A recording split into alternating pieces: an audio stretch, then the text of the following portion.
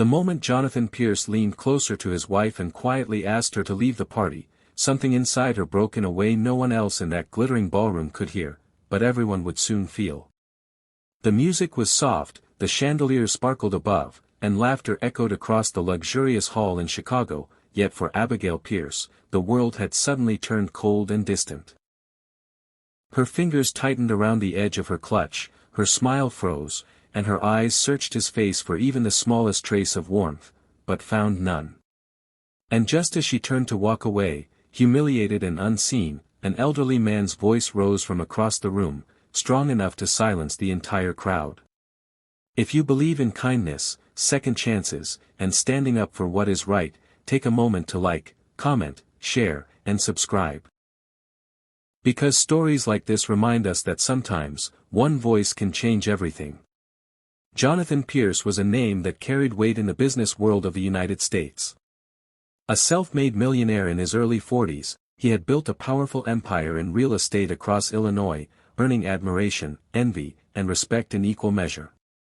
But somewhere along the way, ambition had quietly reshaped him.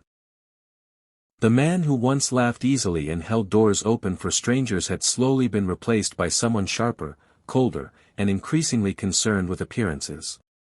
And on that particular evening, at a prestigious corporate gala in downtown Chicago, appearances meant everything.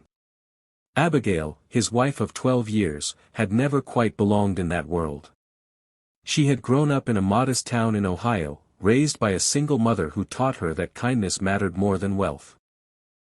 She wasn't polished like the women Jonathan now surrounded himself with. She didn't wear confidence like a designer dress or speak in calculated tones meant to impress. But what she had once offered Jonathan, loyalty, warmth, and unwavering support, had been the foundation of his success. That night, Abigail wore a simple navy blue dress.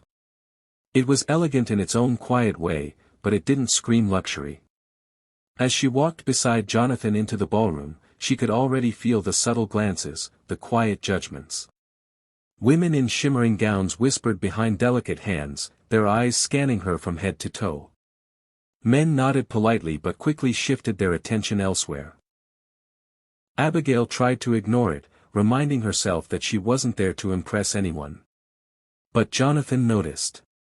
As the evening unfolded, he grew increasingly distant. His conversations became more animated when Abigail wasn't involved, his laughter louder when he stood among his colleagues. And each time Abigail tried to join in, he would subtly redirect the conversation or move away. It wasn't loud or obvious, but it was enough. Enough for her to feel like she didn't belong. Not just in that room, but in his world anymore. The breaking point came when a group of elite investors began discussing their wives, praising their elegance, their influence, their ability to host and impress. Jonathan forced a smile, but something shifted in his eyes. In that moment, he didn't see Abigail as the woman who had stood beside him through his hardest days. He saw her as someone who didn't fit the image he had worked so hard to build. And so, he leaned in and asked her to leave. There was no anger in his voice. That was what made it worse. It was calm, almost casual, as if he were asking her to do something insignificant. As if asking his own wife to leave wasn't a betrayal. Abigail felt her chest tighten. For a brief second, she thought she might cry right there, in front of everyone. But she didn't. She nodded slightly, forcing a small, polite smile, and turned to walk away. Each step felt heavier than the last, her heart pounding in her ears, her vision blurring as she tried to hold herself together.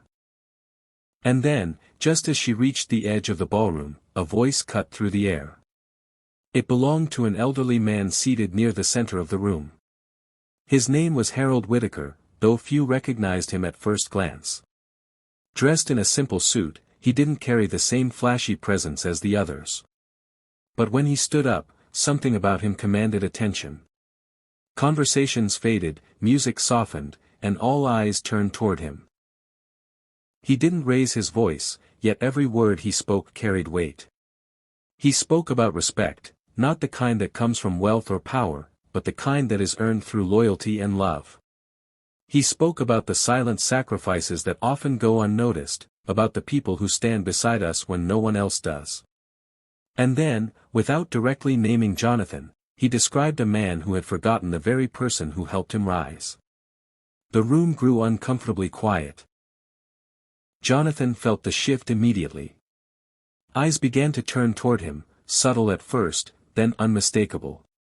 The admiration he had once commanded started to fade, replaced by something else, disapproval. Harold continued, his voice steady but filled with emotion, as he revealed something that no one expected. He spoke of his own life, of how he had once made a similar mistake. Years ago, he had chosen pride over love, pushing away the woman who had supported him through everything.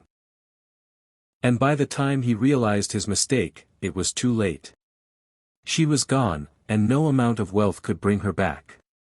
His words weren't just a story. They were a warning. Abigail had stopped walking. She stood still, her back to the room, her heart racing as she listened. Tears filled her eyes, but this time, they weren't just from pain, they were from being seen. Jonathan felt something inside him crack.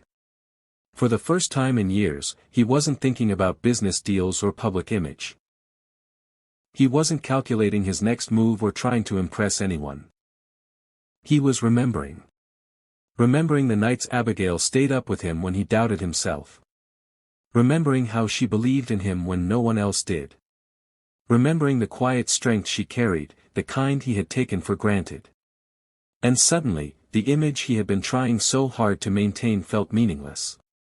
Without thinking, Jonathan stepped forward.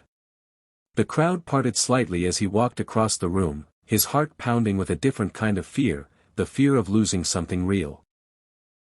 When he reached Abigail, he didn't speak immediately.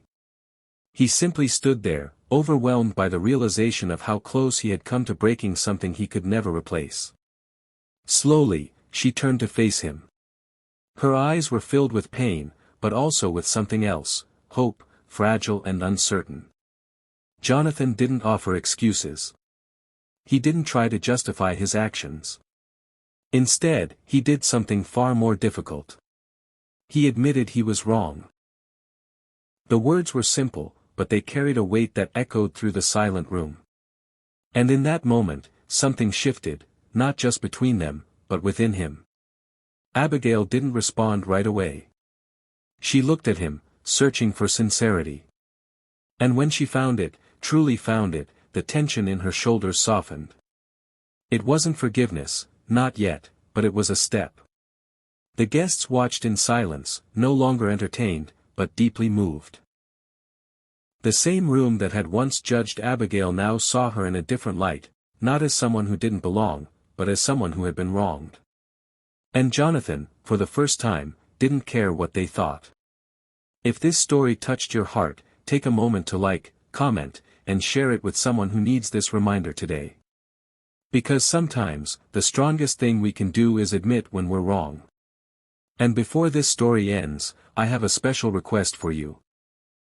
Comment below the word respect if you believe the people who stand by us deserve to be valued, no matter what. That night didn't magically fix everything. Healing takes time. Trust takes effort. But as Jonathan and Abigail left the ballroom together, not as a perfect couple, but as two people willing to try again, something important had already changed. Because sometimes, it takes losing sight of what truly matters, for someone to finally open your eyes.